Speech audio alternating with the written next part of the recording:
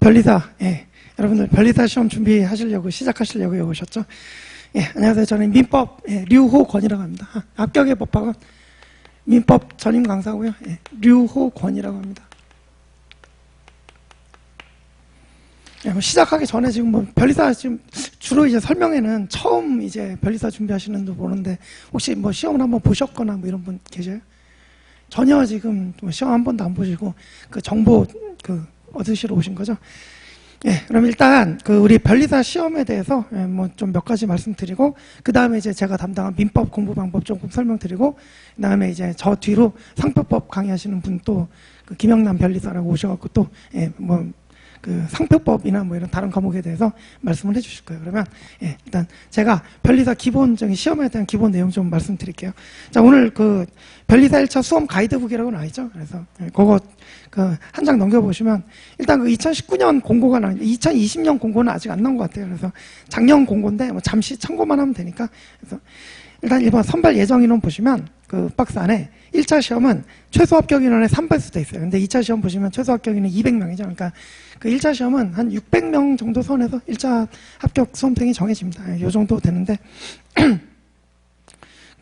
나중에 보시면 실제 수험생은 한 뭐 3,000명, 3,000명, 3,500명 뭐 이 정도 왔다 갔다 해요. 그래서 1차 합격률이 한 20% 정도 되는데 그래서 이제 뭐 일단 인원수 정도 뭐 그냥 기본적으로 알아두시고 그래서 1차는 한 600명 정도 합격시켜주고 2차에 이제 최종 변리사 시험 합격하는 건 200명 정도다. 이렇게 생각하시면 되고요.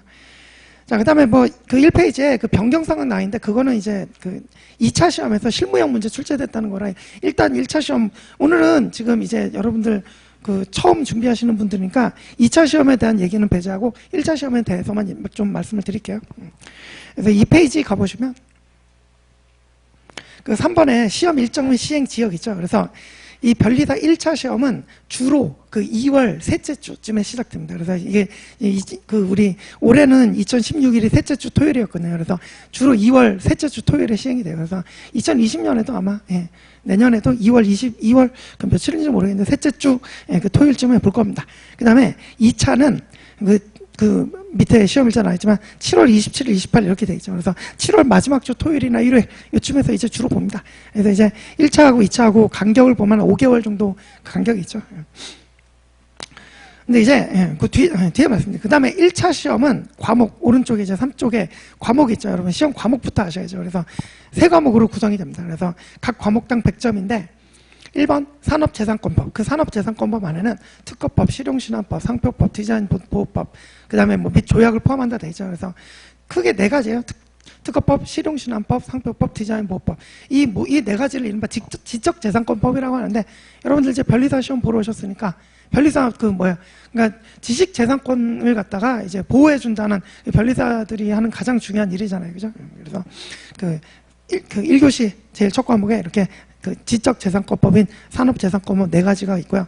그다음에 이번에 이제 민법 개론이라고 되어 있는데 이 민법을 여러분들이 공부를 하셔야 됩니다. 그래서 민법은 그러니까 그냥 전체적으로 민법인데 민법 안에 민법 총칙, 물권법 그냥 처음 들으시죠, 다들? 그러면 채권 총칙, 채권 각칙. 이것도 이제 크게 보면 이렇게 네 과목 정도로 구성이 됩니다. 그래서 이 민법은 이렇게 크게 보면 이제 4가지 정도의 장으로 나눌 수 있고, 그 다음에 원래 이제 밑에 친족상속법이라고 있는데 여러분들은 시험 범위는 안 들어가요. 그래서 여러분들은 이제 친족상속법, 이른바 가족법이라는 건데 얘네들은 여러분 시험 범위에 들어가지 않습니다. 그래서 여기까지 이제 여러분들 시험 범위에 들어가게 되고, 그 다음에 이제 3번 자연과학 개론이죠. 자연과학 개론이라고만 돼 있고 뒤에 아무 말이 없는데 자연과학 개론 안에 들어가면 물리, 화학, 생물, 지구과학 이렇게 4가지가 또 들어갑니다.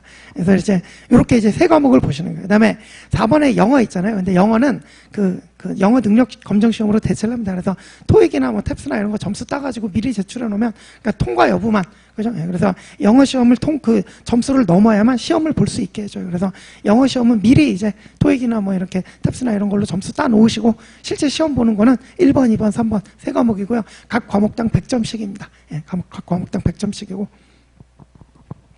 그 다음에 이제 그 산업재산권법은 지금 제가 그 특허 실용신안 상표 디자인 보호라고 그랬잖아요. 사실은 이 네 과목이 전부 다 별개예요. 별개고, 자연과학개론도 물리화학, 생물, 지구과학 이 네 과목이 별개예요. 근데 민법은 이렇게 제가 크게 네 개로 나눠드리긴 했지만 사실은 이거는 한 과목인 거예요. 그러니까 이거는 민법을 그냥 크게 그냥 네 부분으로 나누었을 뿐이지, 그러니까 특허법, 실용신안법, 상표법 이런 거는 각각 다른 법이라고 생각하시면 되는데 이거는 전부 다 민법이거든요. 이해가시죠? 그죠? 무슨 얘기냐면 단일 과목으로 점수 배점이 제일 높은 게 이거라고요. 이해가시죠? 그죠? 그러니까 특허법이나 실용신안법 같은 거는 문제수가 결정이 돼 있고, 예를 들어서 뭐 특허법이면은 뭐 그 40문제 중에 뭐 제가 정확히는 이제 그 지적재산법 강사가 아니라 문제가 정확히 몇 문제인지 모르겠는데, 그러니까 이제 특허법이면 뭐 15문제, 뭐, 그죠? 상표법이, 실용신안법이면 뭐 10문제, 뭐 이런 식으로 그 각 과목당 점수가 100점이 안 돼요. 나머지들은 다. 근데 이제 민법은 한 과목이 100점인 거예요. 그러니까 단일 과목으로는 점수가 제일 높은 게 민법이다. 그죠? 예, 이렇게 이제 과목이 이렇게 세 가지 과목으로 구별이 돼 있고, 이렇게 이제 구별이 돼. 그리고 시험 방법 돼 있죠. 1차 시험 오른쪽에 시험 방법을 보시면 전부 다 객관식입니다. 그래서 1차 시험은 전부 다 객관식, 오지선 다 해가지고 5개 지문 중에서 정답을 하나 고르는 거예요. 그런 문제가 되겠고, 그래서 2차 시험은 그 필수 과목이 특허법, 상표법, 민사소송법 돼 있고 선택 과목 되게 많은데 그 중에 하나만 선택하면 됩니다. 그래서 네 과목이 되고, 오른쪽에 시험 방법 보시면 주관식 논술 시험이 돼요. 그래서 2차 시험은 여러분들이 쓰셔야 되는 시험이고, 자, 그 다음에 이제 과목별 시험 기간, 시험 시간대인데, 1차 시험 그 순서는 지금 세 과목 됐고, 시험 시간을 보시면 70분, 70분, 60분이에요. 그죠? 그래서 그 시험 시간 보시면 산업재산권법 70분, 민법개론 70분, 자연과학개론 60분. 자연과학개론이 시간이 매우 짧죠. 10분이 짧은데 엄청난 차이예요. 그래서 자연과학이 계산 문제도 나오고 그러면 시간이 엄청 많이 걸린다 그러더라고요. 그래서 그런 점이 있고요. 그래서 또 넘어가 보시면, 이제 지금 자연과학개론 빼고는 이제 산업재산권법하고 민법이 둘 다 법과목이라는 것이죠. 법법. 그래서 이 법은 이제 맨날 이제 법이라는 게 항상 고정되어 있는 게 아니라 맨날 개정이 되잖아요. 그죠? 근데 민법은 그나마 개정폭이 좀 적은 편인데 산재법은 좀 개정이 자주 돼요. 그래서 그 기준 시점, 언제 시점을 기준으로 법령을 공부해야 되냐 그러면 첫째 줄에 나와 있죠. 1차 시험일 기준, 1차 시험일 현재 시행 중인 법령을 기준으로 출제가 됩니다. 그러니까 신경을 좀 쓰셔야 되는 게, 예를 들어서 내년 2월 그러니까 날짜도 그냥 2월 16일을 치면 2월 16일쯤에 시험을 보는데 한 2달 전에 개정이 돼갖고 2달 전부터 시행이 된다. 그러면 그 법을 기준으로 공부를 하셔야 된단 말이에요. 근데 이제 여러분들이 혼자 공부를 하시면은 좀 어려운 부분이 될지 몰라도, 이제 학원에서 이렇게 뭐 강의를 수강하신다거나 이러면은 업데이트 해갖고 다 이제 강사님들께서 다 정리해 주시니까 많이 걱정할 필요는 없으실 것 같고요.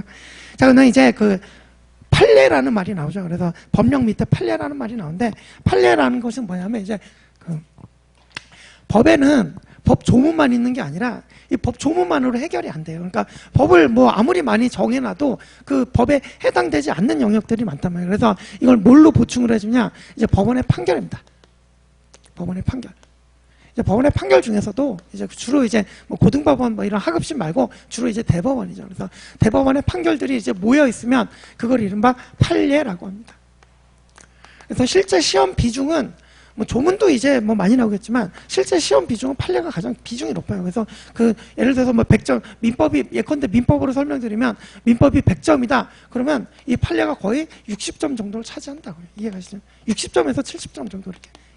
그래서 판례라는 거를, 법원의 판결 이런 거를 여러분들이 나중에 잘 공부를 하셔야 되고, 그리고 이 판례도 보니까 이게 지금 2019년 2월 시험 기준으로 작성된 거니까 전년도 12월 31일까지 판례가 나옵니다. 그래서 내년으로 치면 이제 올해 아직 12월 31일이 안 되는데 올해 12월 31일까지 나오는 판례가 2020년 시험에 출제가 될 수 있다는 것이죠. 그래서 근데 이제 변리사 시험에는 이른바 최신 판례라고 그러는데, 이 최신 판례 비중이 그렇게 높진 않아요. 그래서 기존에 나왔던 판례들을 기준으로 열심히 공부를 해주시고, 막판에 이제 그 최신 판례 같은 거 강의를 무료 강의로 해서 이제 설명을 드리고 그러니까 그 나중에 따로 정리를 하시면 됩니다. 그런 거는. 예. 그래서 이제 이 법 과목에서는 조문이 중요하고 판례가 중요하구나. 되셨죠? 그 다음에 뭐 이제 6번 응시 자격 및 결격사 이런 걸 여러분들 읽어보시고 5쪽에 이제 합격자 결정돼 있는데 1차 시험은 그 첫째 줄 보시면 일단 영어 능력 검정 시험 기준 점수 이상을 받아야 돼요. 이거를 그러니까 이 점수를 못 받아놓으면 아예 시험을 못 봐요. 그러니까 시험 이제 보기 위한 전제 조건이고 그 다음에 이제 두 번째 줄 그래서 과목당 지금 말씀드린 세 과목이죠. 이 세 과목 당 100점을 만점으로 해서 각 과목에 40점이다. 여러분 이 40점이 뭐가 되냐? 40점이 무슨 기준이 되냐? 이른바 꽈락이라고 그러는데 세 과목 중에 어떤 한 과목이라도 40점 미만이잖아요. 그럼 시험에 그냥 불합격하는 거예요. 이해가시죠? 이걸 꽈락이라고 그래요. 그래서 모든 1과목, 2과목, 3과목 전부 다 최소한 40점은 넘으셔야 된다. 그죠? 그 다음에 전 과목, 그래서 이제 꽈락을 넘기고, 그 다음에 전 과목 평균 60점 이상을 받아야 돼요. 그럼 평균 60점이죠. 그래서 이제 예컨대 한 과목을 50점 맞았다. 그래도 나머지 과목을 잘 받아서 평균 60점 이상이 넘으면 일단은 합격 가능성이 있습니다. 근데 이제 요건 이제 전제 조건이고 결국은 다음 줄 전 과목 총점이 높은 사람 순으로 아까 제가 600명이라고 그랬죠. 그래서 1등부터 600명까지 해서 그 600명 선에서 자르는 거예요. 그래서 결국은 그 상대평가가 되는 것이죠. 그죠? 그래서 2차 시험은 제가 뭐 설명이니까 1차 시험만 말씀드리겠으니까 2차 시험은 넘어가시고 1차 시험 합격하시고 고민하시면 되겠습니다. 넘어가시고 6쪽에 보시면 8번 시험에 일부 면제돼 있죠. 요거는 나번에 보시면 특허청 경력 공무원들이 계셔요. 그래서 특허청에서 일을 하시다 나오시는 분들 같으면 이제 경력이 있으니까 시험 몇 과목 면제시켜 주는데 뭐 지금 뭐 뵈니까 뭐 그런 분들은 안 계시는 것 같고 그러니까 그거는 아닌 것 같고, 이제 가번을 보시면 1차 시험 합격자는 2차 시험을 2번 볼 수 있게 해줍니다. 그래서 예컨대 내년 2020년에 1차 시험을 합격하잖아요. 그러면 2차 시험도 내년에 1차 시험 합격하시고 그 해 2차 시험을 보실 수 있고, 그 다음에 2021년에는 그러니까 2020년 1차 시험 합격하시면 2021년 2차 시험까지 1차 시험을 안 보고 보실 수 있다고. 그러니까 1차 시험 한번 합격하면 2차 시험을 2번 볼 수 있게 해주는 겁니다. 이해가시죠? 그죠? 그래서 주로 이제 뭐 정말 이제 대단하신 분들은 1차 합격하고 바로 이제 그 해에 2차 합격해서 나가시는 분들도 있는데 사실 그런 분들은 뭐 이제 비율로 따지면 정말 극소수에 불과하고 그래서 1차 시험 먼저 합격하시고 다음에 2차 시험 바로 딱딱 붙어서 나가시는 분들도 사실은 많지 않아요. 어쨌든 그렇습니다. 그래서 어려운 시험입니다. 정말 어려운 시험이고 진짜 말 그대로 뭐 고시는 아니지만 고시라는 이름을 붙여도 아깝지 않을 정도는 어려운 시험이에요. 자, 그 다음에 이제 이런 건 그건 됐고요. 이제 그래서 1차 시험 보면 2차 시험 2번 볼 수 있다. 그리고 8쪽에 가시면 영어 능력 검정 시험이라고 있잖아요. 그래서 보면 뭐 토플, 토익, 탭스 뭐 이런 거 있는데 주로 이제 토익을 많이 보시죠. 그래서 보면 토익 기준 점수가 775점입니다. 이거는 시험 보시기 전에 미리미리 최대한 빨리 합격 그 점수를 확보해 놓으시고 잊어버리시는 게 좋아요. 그러니까 이제 변리사 시험이 워낙 어려운 시험이다 보니까 1차 시험 공부할 때도 공부량이 정말 많거든요. 1차 시험만 해도 공부량이 정말 많아요. 그래서 예컨대만 뭐 7월, 8월 여름이 지났는데 그러니까 시험이 한 7, 8월 되면은 내년 시험 기준으로 한 6, 7개월, 7, 8개월 남는 거잖아요. 근데 아직 영어 점수를 못 따갖고 영어에 시간을 투자해야 된다. 매우 큰 데미지가 됩니다. 이해가시죠? 그죠? 그래서 지금 여러분들 지금 11월 달 지금 이제 11월 설명회니까 11월 설명회 오신 분들은 빨리 준비한다고 그러니까 빨리 잘 오셨다고 생각하시면 돼요. 그래서 일단 최소한 2월이 지나기 전까지 토익 점수나 영어 점수는 빨리 끝내놓으시고 3월 딱 지나면 이 시험에만 집중하시는 게 그게 도움이 될 겁니다. 이해가시죠? 그 다음에 이제 뭐 이런 거는 뭐 부수적 문제지만 그 둘째 동그라미 보면 이 점수는 뭐 3년 전에 맞아놓은 것까지 다 인정해 주는 게 아니에요. 그래서 원서 접수 마감일로부터 역산해서 2년 이렇게 되는 날 이후, 그러니까 2년 전에 것만 유효하게 해가지고 2년이 더 지났다 그러면 그 점수를 안 쳐줍니다. 이해가시죠? 그래서 2년이 되기 전까지의 토익 점수를 갖고 계셔야 된다. 그 다음에 이제 뭐 영어 제출 그 방법은 여러분들 뭐 나중에 보시고 제출하시면 되고. 자, 10번 응시원어 접수 이건 접수 나번 보시면 큐넷. 여러분 이제 변리사 시험은 큐넷이라는 그 홈페이지에서 관리를 합니다. 그래서 큐넷이라는 게 한번 들어가 보세요. 여러분들 처음 오셨으니까 한번 들어가 보시고. 그 다음에 이제 쭉 넘어가실게요. 이제 이제 절차적인 문제니까 넘어가시고, 뭐 수험자 유의사항 이런 것도 됐고. 네, 이제 쭉 넘어가셔서, 20쪽 있고, 바로 옆에 이제 3쪽이 되죠. 이제 그래서 공고는 이제 20쪽에서 끝났고, 이제 그 시험 공고 여태까지 이제 20쪽에서 끝났고, 이제 다시 시작하는 3쪽에서 통계가 나오죠. 예, 통계는 지금 여러분들이 이제 좀 보셔야죠. 무슨 얘기? 자, 시행 현황을 보시면, 자, 2019년도 56회하고 2018년 55회가 나와 있는데, 대상이 이제 3,232명, 3,609명 이렇게 나오죠. 이제 원서 접수하신 분들이에요. 원서 접수하신 분들이 이렇게 됐는데, 응시자 수를 보면 2,900명, 뭐 3,200명 이렇게 뭐 조금 줄어들긴 하는데, 그러니까 시험 접수만 하고 안 보시는 분들도 좀 계속 이렇게 줄었는데, 어쨌든 이제 3,000명 안팎이 되죠. 3,000명 안팎이 되는데, 이제 3,000명 안팎에 이제 응시를 하시고, 제가 아까 1차 시험은 600명 선에서 결정이 된다고 그랬죠. 그러니까 거의 한 5분의 1 정도 돼요. 그래서 합격률을 보시면 20%, 21% 이 정도 나옵니다. 그래서 1차 시험 합격하려면 그 안에 들어가셔야 된다는 얘기죠.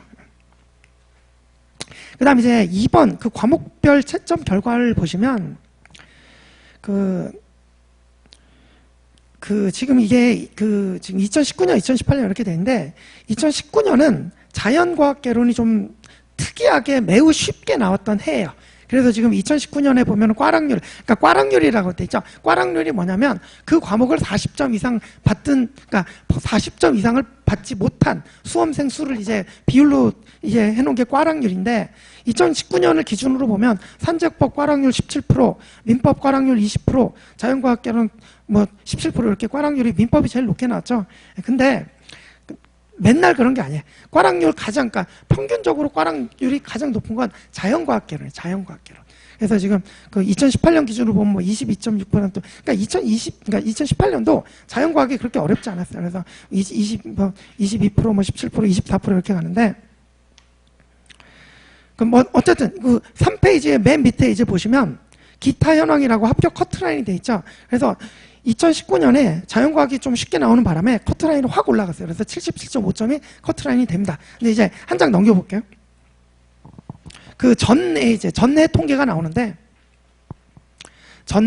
나오는데, 우리 이제 4쪽, 여러분 지금 제가 4쪽이라고 말씀드렸는데, 지금 오신 분들은 처음에 공고 20쪽을 넘어가고, 그 다음에 이제 4쪽인 거예요. 그래서 지금 뭐 처음에 이제 공고 나오는데 공고 20쪽은 제가 뭐 다 말씀드렸고, 근데 뭐 시험 공고 뭐 지금 오신 분들 나중에 읽어보시면 되겠고, 그래서 우리 통계 4쪽이에요. 지금 통계 4쪽. 그래서 통계 4쪽에 보시면 거기도 과목별 채점 결과 나있죠. 2017년을 보실게요. 2017년 꽈락률을 보시면 산업재산권법이 29%, 거의 30%, 민법개론은 24%인데 자연과학개론 보세요. 41%. 그죠? 예. 자연과학을 40점을 못 넘은 분들이 40%, 전체 수험생의 40%가 이렇게 꽈락을 만나요. 그만큼 자연과학이 어렵단 말이에요. 그러니까 이제 이 변리사 시험 보시는 분들은 대부분 이제 자연과학 전공 아니면, 그죠? 그러니까 이공계죠. 그래서 뭐 공대, 그죠?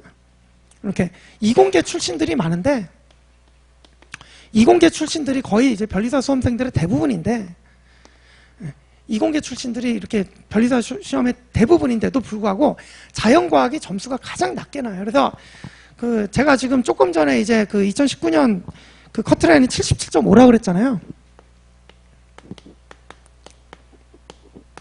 근데 이제 거기 2018년 커트라인 보면 맨 밑에 보면 74.16이라고 나와있죠. 그죠?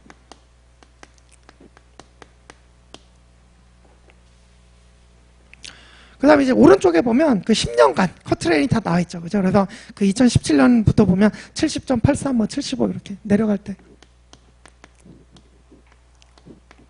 근데 이 커트라인은 이제 70점 이렇게 찍혔다 그러면 시험이 어려웠다는 거예요. 그 다음에 75점, 74점, 요 정도가 이제 통상적입니다. 그 다음에 77.5건 이거는 쉬웠다는 얘기예요. 이해가시죠? 그죠? 그래서 쉽게 출제되면 커트라인은 77.5, 그 다음에 통상적으로 출제되면 이제 75, 74.16 이렇게 나오고, 어려우면 이제 70점 초반 이렇게 찍는 거예요. 근데 그 밑에 보면 막 뭐 66점도 나오고 막 66점 뭐 이렇게 2014년도, 2012년도 이제 이렇게 보면 점수가 막 커트라인이 66점대 막 이렇죠. 문제가 무지하게 어려웠다는 얘기예요. 그죠? 이렇게 나오는 커트라인이 있고, 그죠? 예. 그래서 커트라인은 뭐 어려운 그 시험의 난이도에 따라서 이렇게 좀 달라질 수 있는데, 그냥 제가 통상적인 요 점수를, 그러니까 뭐, 그 어렵거나 쉬웠던 때를 기준으로 하면 말씀드리기 좀 어려우니까, 통상적인 정도의 커트라인 나오는 경우를 보면, 최근에 이제 이게 2010년이고 2018년이니까 최근 출제 경향이 통상적으로 이제 요 정도 커트라인이 나오게 문제를 출제한다는 것이죠. 요 정도 커트라인 나올 정도 난이도로 출제한다는 얘기인데, 그러면 각 과목당 점수를 계산해 보면, 근데 이제 1번 산업재산권법, 2번 민법, 3번 자연과학개론. 그런데 여러분 자연과학개론은 60점 만원 맞으면 잘 맞았다 그래요. 이게 여러분들이 아무리 전공을 하더라도 네 과목 다 전공을 하시는 분들이 아니시잖아요. 그러니까 자기 전공 과목은 좀 잘 맞춘다 하더라도 이게 다른 과목 때문에 결국 자연과학이 시간도 모자라요. 제가 다른 건 다 70분이었는데 얘만 60분 준다 그랬잖아요. 근데 막 계산 문제 나오고 막 그러면 뭐 한 문제 푸는데 막 몇 분 가고 그래버리면 시간도 모자라고 그래서 이 자연과학은 60점 맞으면 많이 맞는다 그래요. 이해가시죠? 꽈락률도 좀 높고. 그래서 이걸 그러니까 평균이 이만큼이 나와야 되는데 자연과학 60점 맞으면 쉽게 얘기해서 그러니까 20점을 그러니까 각 과목당 20점을 더 맞으면, 그러니까 민법을 갖다가 이 점수를 맞으면 안 되고 최소 85. 산재법도 마찬가지. 이걸 맞으려면 85. 이렇게 맞아야 평균을 하면 75점이 나와서 합격을 한단 말이에요. 이해가시죠? 그래서 여러분들이 결국은 승부는 법과목에서 난다고 보면 돼요. 이해가시죠? 그래서 물론 이제 자연과학도 자기 전공 분야 같은 경우는 뭐 점수 잘 맞아야 되고, 이거 맞기도 어려워요 사실은. 그래서 민법하고 산재법, 그러니까 결론 말씀드리면 법과목을 그 좀 점수를 높게 생각하시고 공부를 하셔야 된다는 얘기예요. 그래야 1차 시험을 통과할 수가 있어요. 근데 이게 만만치 않죠, 그죠? 여러분들은 이제 뭐 제가 방금 말씀드렸지만 거의 대부분 이공계 출신이기 때문에 이 법은 처음 보시는 분들이 많단 말이에요. 근데 처음 보시는 법 과목을 그죠? 이 점수를 맞아야 된다는 얘기예요. 이해가시죠? 그죠? 그래서 이 변리사 시험이 어렵다. 그래서 들어오시는 분들은 각오를 단단히 하시고 들어오시기 바랍니다. 그래서 요 정도 이제 보시고, 그럼 대강 이제 변리사 내가 시험을 보면은 뭐 점수를 뭐 이 과목이 어떤 거고 뭐 점수를 어느 정도 맞아야 되고, 그죠? 이런 걸 좀 이제 아실 수 있겠죠. 그래서 이제 넘어가시면 그 로마자 3번에 우리 합격의 법학원이 제안한 학습 프로그램 안내되어 있는데, 이제 쪽수로는 그 뭐 28쪽 이렇게 돼 있어요. 이게 지금 1쪽부터 이제 페이지 수가, 요 굵은 페이지 수는 또 나와 있구나. 그 밑에 회색으로 진하게 이제 그 보이는 페이지 수가 있죠. 그 페이지로 28쪽입니다. 그래서 보시면 그 중간에 표가 하나 있죠. 그래서 통상적으로 우리 학원에서 수험 기간은 3월부터 시작하는 걸로 봅니다. 그러니까 1년을 잡는 거죠.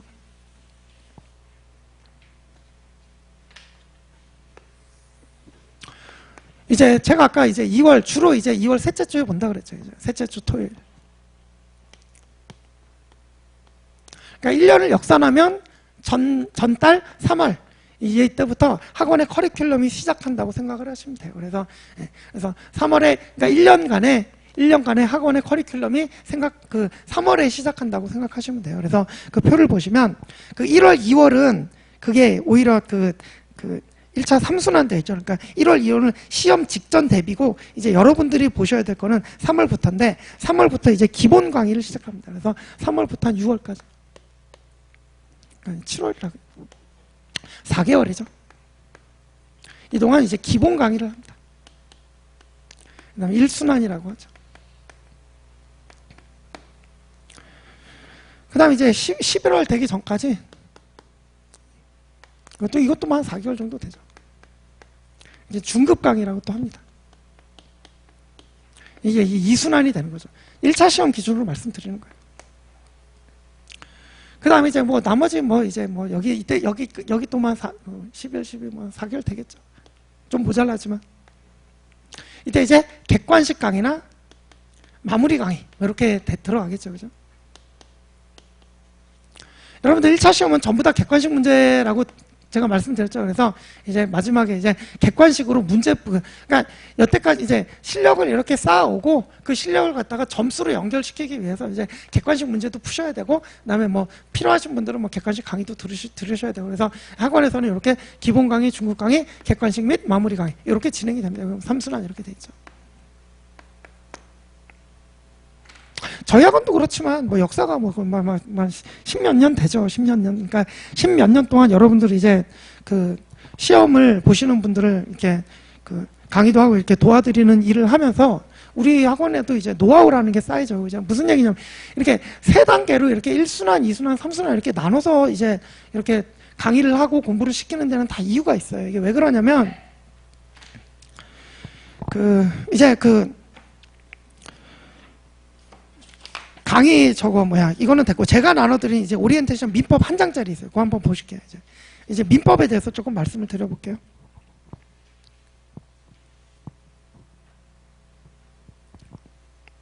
그래서 첫째 줄에 보시면 이제 그 한 장짜리 제가 나눠드린 민법 프린트 보시면 수험생들이 다른 과목보다 이제 민법을 처음에 이제 매우 어려워하는데, 어려운 이유가 그 밑줄만 따라가서 양이 엄청나게 망대합니다.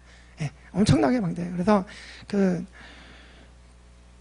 사실은 이제 그 교수님 그 교재 선택도 이제 좀 문제가 되는데, 그 저명 교수님들이 이제 집필을 하신 이른바 그 교과서라고 하죠. 이런 것들이 있어요. 뭐 보신 분들이 있으실지 모르겠지만 뭐 저명 교수님들 교과서가 민법 교과서가 있어요. 근데 얘네들 쪽수가 한 2,000페이지 정도 됩니다. 손에 잡을 수도 없어요. 이만큼 돼요. 그죠? 예. 그래서 이 정도 되는데, 그러니까 민법 한 과목이 이래요. 민법 한 과목. 그래서 이거를 그러니까 처음에 교재를 이걸 선택해서 보신다. 사실은 이것만 봐도 1년이 그냥 가죠. 그죠? 그래서 이만큼 양이 방대합니다. 그래서 저 같은 경우도 이제 저는 이제 포인트 민법이라는 이제 수험서죠. 수험서. 그죠? 이제 학원에서 강의용으로서는 이제 수험서입니다. 수험서. 이건 지금 제가 이제 1000페이지 조금 이제 넘게 돼 있는데 지금.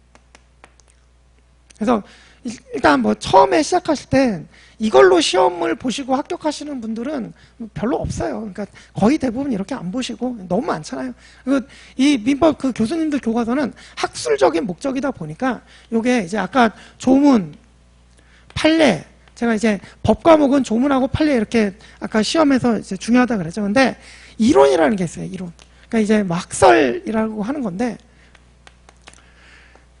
이것들이 이 교과서에서는 이제 아주 중요하게 다루어져 있고 양도 많단 말이에요. 근데 시험에서는 이게 나올 수가 없어요. 이 학설이라는 게 이른바 견해 대립이거든요. 그러니까 A 교수님은 이렇게 생각하시고 B 교수님은 이렇게 생각하시고 이게 항상 일치하는 게 아니라요. 그러면 쉽게 얘기해서 이렇게 견해가 대립되는 이런 학설 이론 부분은 시험에 낼 수가 없단 말이에요. 왜? 정답이 없잖아요, 이거는. 이해가시죠? 그래서 정답이 없기 때문에 이 학설이나 견해 대립 이런 거는 시험에 낼 수가 없어요. 그러다 보니까 조문과 판례 위주로 이제 1차 시험이 출제가 되는 거예요.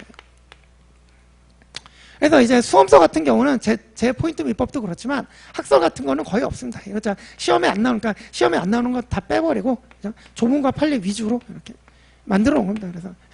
그래서 이제 변리사 1차 시험 보시는 분들은 전부 다 그러니까 제 거든 뭐가 됐든 어쨌든 이 교과서가 아니라 수험서를 보시죠. 그렇습니다.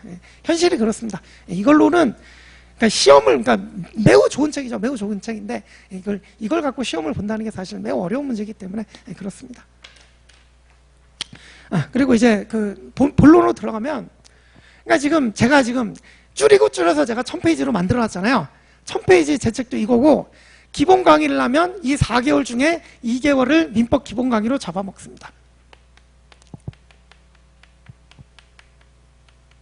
저도 이제 매년 40회를 이제 목표로 이제 해가지고 강의를 시작하는데, 끝나고 보면 이제 5, 6회 정도 보강을 해야 돼서 주로 한 45, 6회 정도 해야 돼요.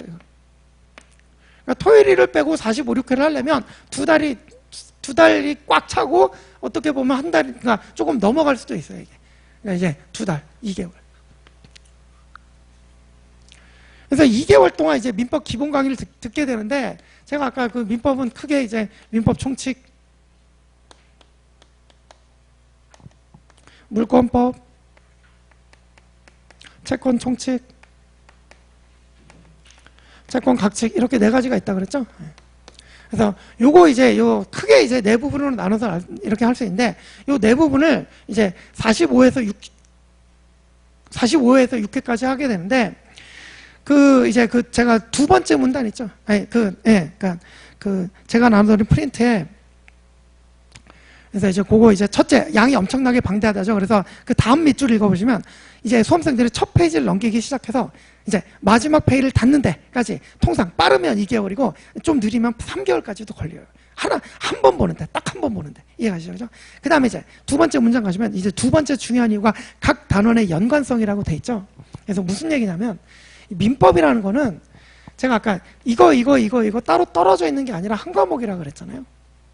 그러니까 이 민법 총칙이라는 게 뭐냐면 채권, 우리 크게 나누면 이제 물권법하고 채권법이에요. 이제 민법은 물권이 있고 채권이 있고 이런데 뭐 처음 들으시는 분들은 그렇구나 그냥 하시면 돼요. 근데 이 물권에도 공통되는 부분이 있고 채권에도 공통되는 부분이 있고 그 공통된 부분들을 모아놓은 게 이거예요.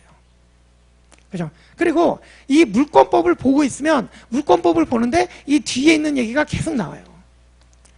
쉽게 얘기해서 이게 이제 그러니까 우리 민법이라는 거는 처음부터 이제 단계별로 이렇게 쭉 나가는 게 아니에요. 이렇게 그냥 순서대로 이제 그러니까 우리 초등학교부터 이제 여러분들 수학을 배웠던 걸 생각해 보시면 초등학교 1학년 과정, 2학년 과정 이렇게 하고 6학년 끝내고 그러니까 이제 단계별로 이렇게 가잖아요. 그다음에 중학교도 1학년, 2학년, 3학년 이렇게 그러니까 단계별로 가니까 여러분들은 그냥 그 단계별로 쌓아 나가면 되는데 민법은 그게 아니라고. 그러니까 이걸 공부하는데 이걸 알아야 이게 이해가 돼요.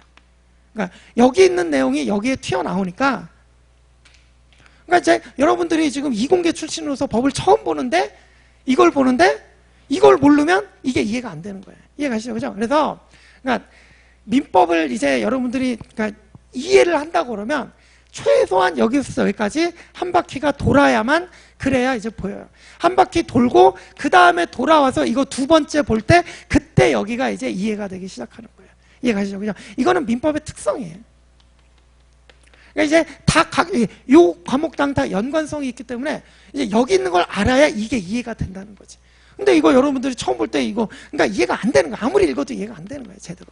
이해가시죠? 그죠? 그러니까 여러분들이 처음 이제 접하셨을 때 너무너무 어려운 거예요. 이해가 안 되는데도 그냥 수업 들어도 뭔 소리인지도 모르겠고. 근데 버티셔야 돼요. 중요한 건. 그러니까 첫 바퀴 때는 잘 버티는 게 중요하다.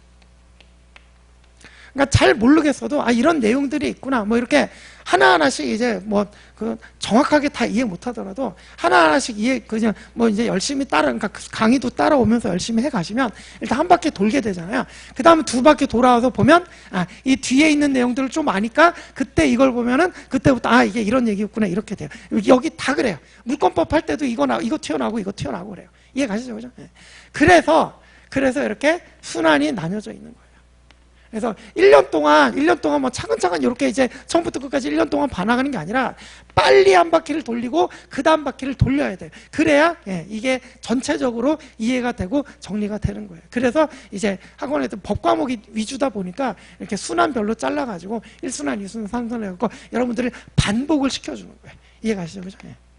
그래서 여러분 사실은 이때까지 가도 잘 몰라요. 이때까지 가도 그러니까 한 바퀴 돌고 두 바퀴 돌아도 잘 몰라요. 그래서 이때쯤 돼갖고 세 바퀴쯤 도는 그때쯤 이제 좀 알게 되죠. 그래서 우리 법과목 이제 실력들을 느는 추이를 보면 이렇게 안 올라가요. 이렇게 안 올라가고 이렇게 올라갑니다. 이렇게. 이해가시죠? 그죠? 한 두 바퀴, 세 바퀴 돌고 그 다음엔 다섯, 여섯 바퀴 때들 돌면 그러면 이제 잘 보인단 말이에요. 이해가시죠? 그죠? 그래서 이게 다 엮여 있어요. 그래서 중요한 거예요. 처음에 이제 시작을 했으면 끝을 봐야 돼. 그래서 그러니까 여러분들 이제 수험생 제일 안타까운 게 한 이쯤 보다가 그 다음에 이거 적성이 안 맞는다고 포기하고 나갔다가 또 다시 들어오면 또 여기부터 해야 되죠. 그죠? 근데 또 여기부터 해도 또 몰라요. 그러니까 뭐야? 근데 여기까지 한번 보고 돌아오잖아요. 그럼 낫거든. 이해 가시죠?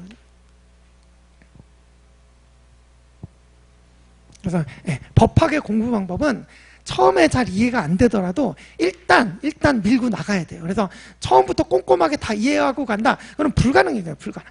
뒤에 있는 걸 몰라 이거 이해가 안 된다니까. 이해가시죠? 그래서 처음부터 시작을 했으면 잘 이해가 안 돼도 그래도 자기가 이제 습득할 수 있는 범위 내에서 계속 이제 열심히 습득을 해 나가면 한 바퀴 돌고 두 바퀴 돌고 세 바퀴 돌고 그러면 실력이 쌓이는 거예요. 이해가시죠? 그 다음에 지금 제가 그 첫 번째 과목이 산재법이고 두 번째 과목이 민법이라고 그러잖아요. 근데 이 산재법은 특별법이고 이 민법이 일반법이고 그래서 모든 법 과목의 기본이 이거예요. 민법. 그러다 보니까 이제 그 여러분들 변리사 시험임에도 불구하고 이제 3월에 강의 시작하면 민법 기본 강의부터 제일 먼저 시작합니다. 예. 왜냐하면 민법이 모든 법의 기본이기 때문에 이걸 알아야 또 이게 되거든요. 이해가시죠? 그래서 민법 기본 강의를 처음에 시작하게 됩니다. 그래서 이렇게 이제 그래서 어려워요. 그리고 또 이제 한 가지 말씀드리면 아까 그 민법 그러니까 각 과목의 연관성도 연관성인데 여러분들은 지금 이 민법을 갖다가 뭐 대학생처럼 뭐 대학교 1학년 때는 뭐 조금 뭐 좀 얕은 부분 배우고 2학년 올라가면서 점점 심화되고 이런 게 아니잖아요. 1년 만에 이걸 다 그러니까 지금 이 민법 안에도 초등학교 1학년 수준부터 고등학교 3학년 수준까지가 다 섞여 있어요. 그죠? 그렇잖아요. 이 민법 안에는 초등학교 1학년 수준부터 그 대학교 4학년까지 수준이 다 섞여 있다고. 그죠? 그러면 이걸 갖다가 여러분들이 처음 보는데 이해가시죠? 그죠? 그래서 어려워요. 그리고 또 제가 이거 2개월 걸린다고 그랬죠? 자, 이 민법 총칙 한 바퀴 보고 돌아와야 이해된다고 그랬는데 실제 보면은 이거 처음에 보고서 이거 볼 때쯤이면 이거 까먹고 있어요. 왜? 시간이 1개월, 2개월 뒤잖아요. 그죠? 사람 기억력이 한계가 있는데. 그래서 어려운 거예요. 정말 많고, 양이 정말 많고. 그래서 이제 첫 번째, 너무 많아서 어렵다. 그 다음에 두 번째, 각 단원의 연관성도 있고, 이게 난이도도 차근차근 나오는 게 아니라, 그죠? 처음부터 막 이제 초등학교 1학년 수준하고 고등학교 3학년 수준 다 섞여 있다. 이거예요. 그래서 이제 그 결론입니다. 그래서 셋째 문단 보시면, 민법은 각 단원 연관성도 있고 그래서 뒤에 내용을 알아야 앞에 부분이 이해가 된다. 그래서 최소 3회독 정도 돼야 비로소 제대로 이해가 되기 시작합니다. 근데 이 민법이 양이나 너무 방대하니까 처음에서 한 번 보는 데만 2개월, 3개월이 되니까 3번 돌리려면 시간이 얼마나 많이 걸리겠어요. 그죠? 그래서 이게 결국은 어쩔 수 없다. 그래서 2개월, 3개월 소요되므로 결국 본질 속으로 어려울 수밖에 없다. 그래서 민법은 어떻게 공부해야 되냐? 밑줄 내다. 처음에 잘 이해가 안 되는 부분이 있더라도 일단 그냥 맛을 보는 정도로 넘어가는 대신에 빠르게 총칙부터 채권각칙 끝까지 여러 번 반복해서 학습을 할 수 있어야 돼요. 그죠? 그래서 학원에서 이렇게 3순환으로 커리큘럼 잡아놓고 그래서 여러분들이 이 학원의 커리큘럼대로 따라오시면 되는 거예요. 그러니까 그렇게 이제 커리큘럼대로 2개월 기본 강의할 때 민법을 이렇게 한번 끝내시면 다음에 순환해서 또 한 바퀴 돌아가고 이렇게 하시면 되는 거예요. 그래서 이렇게 순환별로 이렇게 구성이 되어 있다. 자, 그 다음에 이제 다음 문단은 뭐 읽어볼 건 없고 이제 저 같은 경우는 이제 제가 민법 강의하면은 이 민법 기본 강의할 때부터 그러니까 민법 기본 강의 쓸 때 이제 교재가 기본서는 당연히 이제 교재 쓰고요. 저는 이제 포인트 민법이라는 교재를 쓰는데 그다음에 이제 조문집을 나눠드립니다. 민법 조문이 그냥 들어있어요. 그래서 조문집을 나눠드리고 이제 뭐 다른 분하고 저하고 좀 차이가 나는 거는 저는 이 기본 강의할 때부터 그 객관식 문제집을 나눠드리고 풀어드립니다. 물론 이 객관식 범위는 이제 여러분들이 나중에 시험 봐야 될 때 이때 해야 될 객관식 문제의 양보다는 훨씬 작아요. 그래서 매우 이제 축약해놔가지고 이때 이제 봐야 될 문제가 한 1000문제 정도라고 그러니까 1000문제 정도, 1500문제 정도 되지. 이 정도라고 하면 요때는 이제 한 500문제 정도. 500문제도 안 되겠다. 한 400문제 정도. 어쨌든 이렇게. 그죠? 그래서 저는 이제 기본 강의하면서도 수업해갖고 이제 기본서 알려드리고 조문집 알려드리고 그 객관식 문제집을 꼭 풀라고 그러고 이제 그러니까 첫째 시간에 1교시에 뭐 진도를만 30페이지 나갔다. 그러면 여기에 해당되는 부분을 객관식 문제 풀라고 이제 객관식 문제집 이제는 뭐 교재화돼가 나왔는데 어쨌든 그 해당되는 30페이지 해당되는 객관식 문제를 풀어오시면 두 번째 시간 그러니까 두 번째 시간 시작할 때 한 30분 정도 시간을 내서 이 객관식 문제를 또 같이 풀어드립니다. 저는 이제 수업할 때 그런 방식을 취해요. 근데 저는 그게 좋다고 생각하는 게 결국은 객관식, 그러니까 이게 좀 무리가 될 수는 있어요. 그러니까 아니 민법 처음 보는데 뭐 강의 한번 듣고 교재 한번 읽고 객관식 문제 푼다. 안 풀립니다. 안 풀려요. 다 알아요.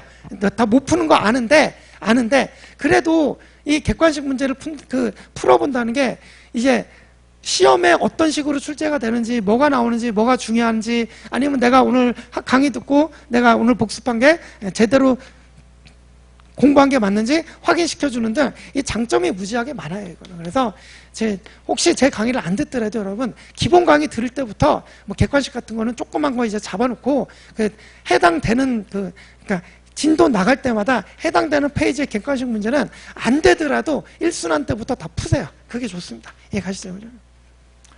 그러면 이게 기본서 강의할 때 제가 그러니까 기본서 강의하면 자, 기본서 제가 강의하면 1순환 되죠. 그죠? 여러분들 가서 복습하면 또 뭐 1순환 되죠? 그 다음에 객관식 문제 같이 풀면은 한 번 보는데 2, 3순환 정도의 효과가 나오는 거예요. 그래서 제 수업 들어보신 분들은 뭐 이거 되게 도움이 많이 됐다 이렇게 말씀 많이 해주셔요. 그래서 예, 이렇게 돌리고 이때 또 돌리고 또 돌려도 그래도 모르는 게 민법이에요. 이해가시죠? 그래서 여러분들도 기본 강의 들으면서도 반드시 객관식 문제집 조그만 거 하나 옆에 두고 같이 풀어가면서 공부를 하셔라. 되셨죠? 예. 처음에는 안 풀려도 두 번째 가고 세 번째 가면 그땐 풀리겠죠. 그죠? 예, 그런 얘기입니다.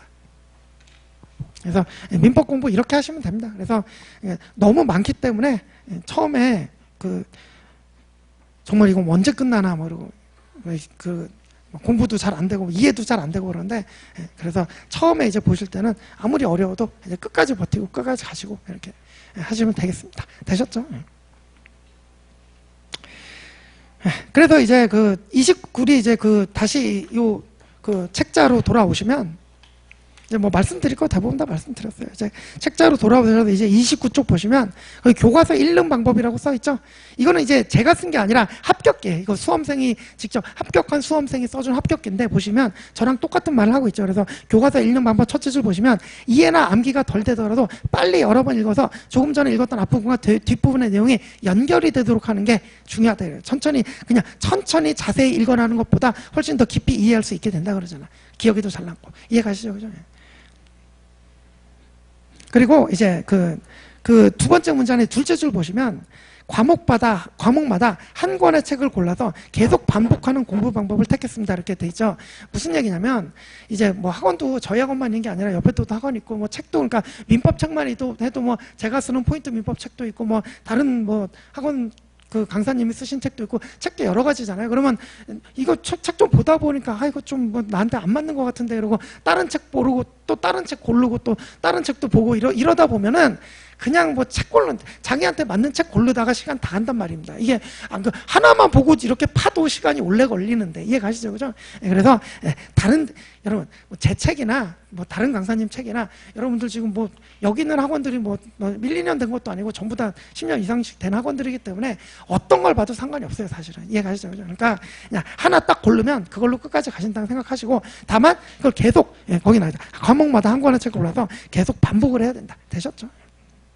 넘어가시고, 뭐 밑줄 끊기 이거 합격계니까 여러분들 나중에 읽어보시고.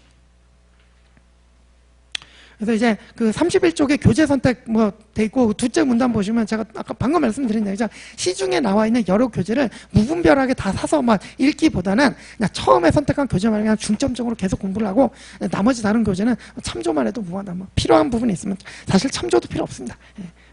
그렇습니다. 그러면 뭐 공부 방법론 같은 거는 뭐 합격기 같은 건 뭐 여러분 읽어보시면 되고, 그 다음에 이제 34쪽에 보시면 시험에 임하는 자세 돼 있고 동그라미 1번 있죠. 지금 제가 이제 여러분들한테 지금 11월에 잘 오셨다 그랬죠. 지금 이제 통상적인 학원의 커리큘럼은 3월 달에 시작한다 그랬어요. 그죠? 근데 여러분들이 지금 관심 있으셔서 11월 달에 온 거잖아요. 11월 달에 오신 거잖아요. 지금부터 기본 강의를 들어놓으면 뭐예요? 남들보다 최소한 2순환 정도를 더 할 수 있습니다. 이해가시죠? 지금 만약에 공부 시작하신다면 이때 시험을 볼 때 이때 시작하는 분들보다 훨씬 유리한 지점에 도달할 수 있는 거예요. 이해가시죠? 무슨 얘기인지. 시간 싸움이에요. 수험은 시간 싸움이에요. 그래서 지금 여러분들 11월 달에 관심 있어서 오셨으니까 뭐 지금 뭐 겨울방학이나 뭐 이렇게 대학생들도 겨울방학 있고 이렇게 있잖아요. 절대로 헛되이 보내지 마시고 이제 3월에 학원에서는 3월에 이제 그 일순환 개강하지만 저 같은 경우에도 이제 12월 말 되면은 이게 그 방학 기본 강의 할 거예요. 그래서 민법 기본 강의 12월 말에 그러니까 시작한 날짜는 12월 말이 되겠지만 사실은 뭐 1월, 2월, 1월, 2월 이 2개월 동안 기본 강의 합니다. 그러니까 하니까 이때 기본 강의를 미리 들어놓으시면 나중에 뭐야 2개월 땡겨서 그 공부하신 거니까 다른 사람들보다 2개월 먼저 갈 수 있어요. 여러분 나중에 이제 여기 이렇게 마무리할 때 있잖아요. 그러니까 회독수가 이때 1회독, 이때 2회독 하고 이때 한 3회독 정도 여기까지 끝내고 이때 요 남은 동안에 4회독, 5회독, 6회독 해야 돼요. 그래서 3회독 해갖고 어림도 없어요. 근데 여러분 이게 4개월 동안 1회독 하던 걸 나중에 어떻게 나중에는 한 달 만에 1회독 하고 뭐 이렇게 가야 돼요. 전 과목을 이해 가시죠, 그죠? 근데 그게 돼요. 그러니까 민법 같은 거도 이쯤 되면은 민법 같은 경우도 일주일이면 한번 다 볼 수 있어요. 근데 그러니까 물론 이제 되는 분들만 되는데 그게 되도록 노력하는 게 여러분들의 일이에요. 근데 이제 3월 달에만 시작해도 좀 빡빡하거든요. 근데 미리 시작해 놓으시면 지금 여러분들 11월 달에 오셨으니까 매우 그 유리한 위치를 정할 수 있다. 그리고 지금 그 시험에 임하는 자세 첫째 줄 보시면 처음 시험을 치를 때 공부가 되어 있지는 않았으나 내가 시험을 보기로 했으니까 단순히 연습 삼아 한번 쳐본다. 이런 생각은 조금도 없었고 무조건 합격하겠다는 마음가짐으로 임했다 그러잖아요. 그죠? 그 시험에서 그래서 그 다음 시험에서 합격할 수 있던 원동력이 된 것 같습니다. 이렇게 써있죠. 여러분들도 사실 지금 이제 11월에 진입해서 당장 그 2020년 2월 시험 지금 이제 막 3개월 남짓 남았죠. 민법 한 번도 다 못 봐요. 그러고 그러니까 전 과목 한 번도 다 못 보고 시험장에 들어가야 될 텐데 여러분 반드시 시험장에 들어가 보시고 그죠? 반드시 시험장에 들어가 보시고 그리고 이 최대한 양을 줄여서 내가 뭐 아니 3개월이면 뭐 남들 뭐 1년 공부했지만 나는 천재니까 3개월만 해도 될 거다. 이런 이제 좀 근거 없는 자신감도 가지시고 무슨 얘기인지 알겠죠? 내년에 2월 그 생각 있으신 분들은 내년 2월 시험 반드시 전 과목을 갖다가 대충이라도 한번 보시고 반드시 실제 시험 본다는 합격한다는 생각으로 임하시기 바랍니다. 그래놔야 요때 여러분들 만약 내년 2021년 2월 시험이라도 합격할 수 있는 확률을 확 높여줍니다. 이해 가시죠? 무슨 얘기인지. 경험이라는 거죠. 경험. 제대로 공부를 해서 한번 시험을 봐본다는 경험은 그러니까 여러분들이 이때 제대로 시험을 안 보고 그냥 뭐 공부만 하다가 그냥 이때 시험 본다 그러면 이때 실제 시험을 처음 보는 거잖아요. 그죠? 그러면 실제 시험을 한번 본 사람하고 경험을 쌓은 사람하고 쌓지 않은 사람하고 차이가 있을 수밖에 없단 말이에요. 이해 가시죠? 그죠? 그래서 저는 이제 8월달이나 9월달 설명회 같은 거 하면은 그냥 죽도록 달리라고 말씀드립니다. 근데 11월은 솔직히 늦었어요. 지금 11월 진입생들은 뭐 솔직히 그 내년 시험에 그냥 필압을 그 목표로 하기는 좀 늦긴 했는데 그래도 그렇게 달리셔야 됩니다. 이해 가시죠? 무슨 얘기인지. 그래야 2021년 시험에서 좀 더 유리한 위치에 있을 수 있다. 그러니까 여기 수험생 합격기도 그렇게 써 있잖아요. 그죠? 그래서 이분도 처음에 공부가 되지 않은 상태에서 시험을 치렀지만 그래도 반드시 합격한다는 생각으로 시험을 치르셨다고 돼 있잖아요. 그죠? 좋은 말인 것 같아요. 그죠? 넘어가시고. 그다음 36쪽에 그 맨 밑에 그 문단에 양줄이기라고 돼 있죠? 양줄이기. 이게 오늘 제가 말씀드린 내용 중에 가장 중요한 겁니다. 양줄이기. 가장 중요한 거예요. 제가 아까 우리 민법만 이게 이렇게 돼 있다고 그랬죠? 다른 과목. 자, 산재법도 4과목이죠? 다 합치면 또 1000페이지. 자연과학도 4과목. 그죠? 그러니까 민법, 산재법, 자연과학. 이렇게 이제 3과목을 합치면 이제 1차 시험에 필요한 공부량이 나오는데 1차 시험을 합격하는 데 필요한 공부량이 나오는데 제가 솔직히 말씀드리면 1년 만에 이거 다 할 수 있는 양이 아니에요. 그러니까 1년 만에 할 수 있는 양이 아니에요. 이게 사실은. 그러니까 사실 통상적인 수험생들은 1년 만에 진입 1년 만에 1차 시험 합격한다? 별로 없어요. 합격 확률상으로도 몇 % 안 될 거예요. 정말 없어요. 그만큼 어려워. 그러니까 1년 만에 이 세 과목을 합격할 수준의 공부를 한다? 거의 해내시는 분들이 있긴 있는데, 그러니까 비율로 보면 그렇게 많지 않아요. 이해가시죠? 그러니까 이게 1년 만에 해낼 수 있는 공부량이 아니에요. 그만큼 많아요. 그만큼. 민법만 해도 이렇게 많은데, 다른 과목, 세 과목까지 합치면 정말 많아요. 그래서 이제 통상적인 수험생들이 2년, 3년 공부를 해야 1차 시험 간신히 붙어요. 통상적인 수험생들은 그래요. 이해가시죠? 그죠? 근데 이것도 잘하시는 분들이니까 붙지, 못 붙어요. 못 붙어. 이해가시죠? 그죠? 여러분들, 이 시험 시작하실 분들 마음 단단히 먹고 오셔야 돼요. 그죠? 그래서, 왜냐? 양 자체가 많아요. 1년 내에 할 수 있는 양이 아니라니까, 이게. 해내시는 분들은 대단한 거지. 그러니까, 해내시려면 정말 이제 말 그대로 공부만 하셔야 돼요. 공부하는 기계라고 생각하시면 돼요. 그러면 이거 해내실 수 있죠. 그러니까 이렇게 많다 보니까, 그런데 여러분들 이게 뭐가 문제냐면, 그냥 필요한 것만, 그러니까 제가 1차 시험 합격할 때 진짜 필요한 것만 뽑아도 이렇게 많은데, 이게 여러분들이 민법 같은 것도 공부하다 보면은 이게 강사님들이 이렇게 설명을 해준 부분 이외에도 뭐가 생기냐면 이게 생겨요.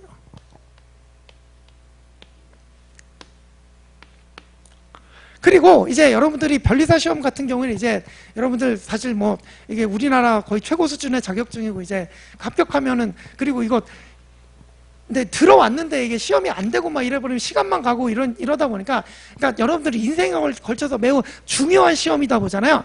매우 중요한 시험이다 보니까 이런 게 생깁니다. 이런 게 완벽주의. 그죠? 내가 이 시험 떨어지면 내가 이거 1년 고생한 게 헛수고 되고, 그러니까 나 진짜 이번에 꼭 붙어야 되니까, 반드시 합격해야 되니까, 부모님이 나를, 돈을 얼마나 밀어주시고 계신데, 이거, 합격해야 효도지, 불합격하면 내가 부모님 뵐 날이 없다. 점점 이쪽으로 빠져든다. 무슨 얘기냐? 공부량을 점점 늘린다. 내가 반드시 합격해야 되니까, 남들 이만큼 공부할 때 이만큼 공부해야겠다.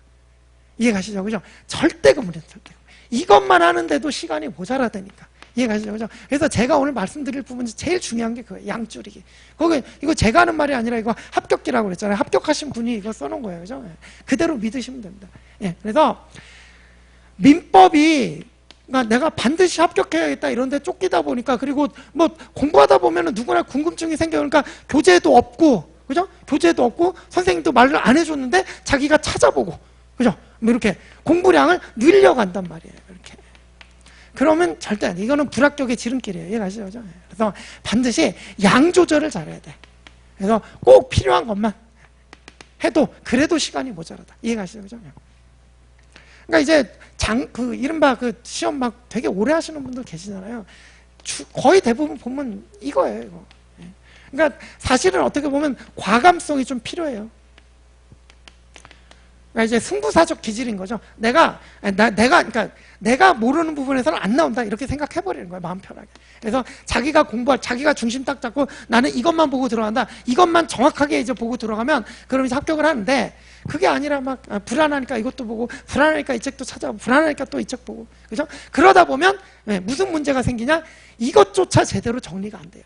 여기 있는 거 쫓아다니다. 그러니까 이것만 죽어라고 이제 1년 동안 반복해도 알까 말까 하는데, 여기저기 쫓아다니다 보면 이것조차 정리가 안 된다니까. 이해가시죠? 그러면 오히려 점수가, 그러니까 이만큼 집중해서 공부하신 분들보다 이렇게 공부하신 분들이 점수가 더 적게 나와요. 훨씬 적게 나와요. 이해가시죠? 그죠? 그래서 이제 양줄이기, 그거는 너무 중요하니까 한번 읽어보겠습니다. 자, 시험에서는 나오는 부분과 거의 나오지 않는 부분이 있어요. 그런데 그 짧은 수험 기간 동안 모든 부분을 놓치지 않으려고 하다가 막상 시험 결과에서는 불합격의 쓴맛을 보는 경우가 많다고요. 그죠? 그래서 물론 이제 내용에 대한 정확한 숙지와 이해를 전제로 해야겠지만, 시험이 점점 다가올수록 양을 줄여나가는 공부가 필요해요.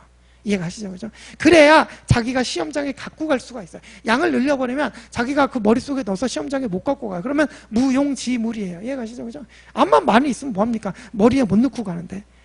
그러니까 이제 단적인 예로 실제 시험장에 가보면 막 그냥 책 가방에다가 막 책을 갖다가 이만큼 막 그냥 거의 캐리어 들고 가는 수준으로 책을 쌓아놓고 시험장에 와서 아침부터 보고 계시는 분들이 있는데, 그거 다 들고 오면 다 볼 거예요?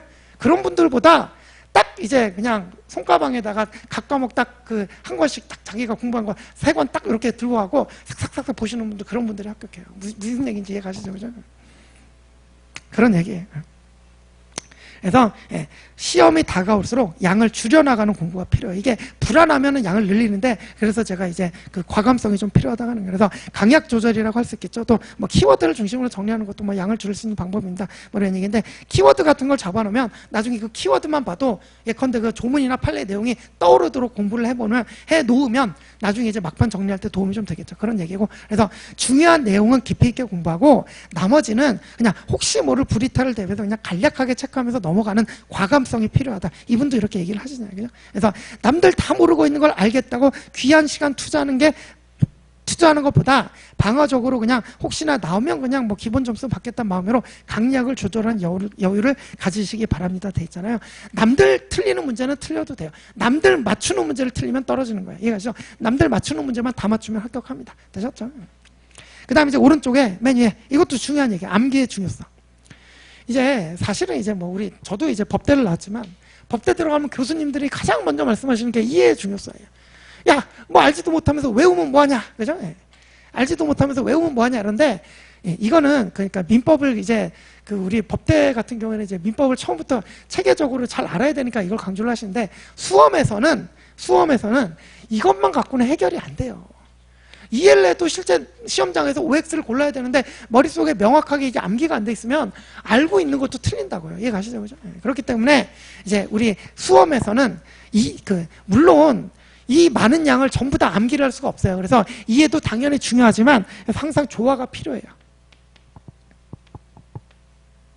그래서 여러분들 앞으로 공부하는 방법은 이해하고 암기하고 이해하고 암기하고 이거 반복한다고 생각하시면 돼요. 이해가시죠? 그죠?